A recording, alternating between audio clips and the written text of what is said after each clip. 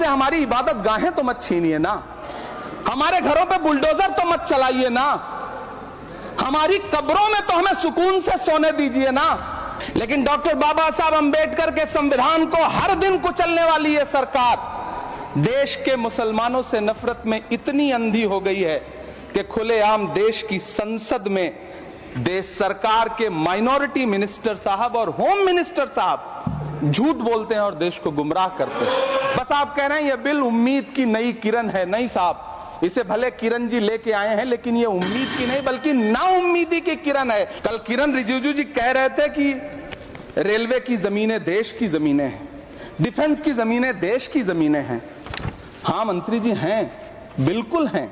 तो हम भी तो इसी देश के नागरिक हैं, हम भी तो इसी देश के बेटे हैं, तो वक्फ की जमीनें भी तो इसी देश की जमीनें हैं, उनको पराया क्यों बोलते हैं आप? और मंत्री जी, मैं इस सदन में अलग ऐलान ये कहता हूं कि जब भी इस देश की जमीन को लहू की जरूरत होगी, आपसे 2 कदम आगे इमरान खड़ा मिलेगा। ये मैं आपसे यकीन दिलाते हुए कह रहा हूं कि इसी ठसक के साथ देश की संसद में सीए का कानून भी लाया गया था। इनसे नागरिकता लेने के लिए 2000 व्यक्ति भी नहीं आए, जबकि इसके उलट इन्हीं की सरकार में पिछले 10 साल में 15 लाख से ज्यादा भारतीयों ने भारत की नागरिकता छोड़ करके दूसरे देश में जाकर के बस गए। यह हुआ उस कानून का अंजाम। जिस तरह आज वक्फ के फायदे गिनाए जा रहे हैं, उसी तरह से किसानों को भी कृषि कानूनों के फायदे गिनाए गए थे।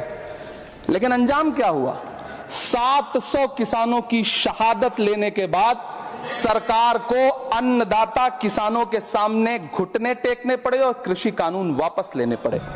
कल देश के माइनॉरिटी मिनिस्टर ने लोकसभा में खड़े होकर एक शेर सुनाया था कि मुझसे कोई बदगुमान न हो, तो मैं उन्हें एक शेर सुनाना चाहता हूं। मैं आज जद पे हूं तो इतना खुशगुमान न हो, चराग सबके बुझेंगे हवा किसी की नहीं। कि चरागों के सफर में दबदबा हो आंधियों का, तो फिर अंजाम जुल्मत के सिवा कुछ भी नहीं होगा।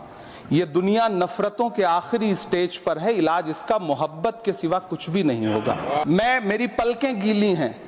अगर देश की एक बहुत बड़ी आबादी को लगता है कि आप उसका भला करने के लिए नहीं बल्कि उनकी इबादत गाहों, उनकी कब्रिस्तानों, उनकी खानकाहों को बर्बाद करने का बिल ला रहे हैं, तो फिर आप अगर समझाने में नाकामयाब रहे हैं तो यह आपकी नाकामयाबी है। पहले समझाइए, उसके बाद कोई बिल लेकर के आइए, तब शायद हम आपका इतनी पुरजोर तरीके से विरोध ना करें।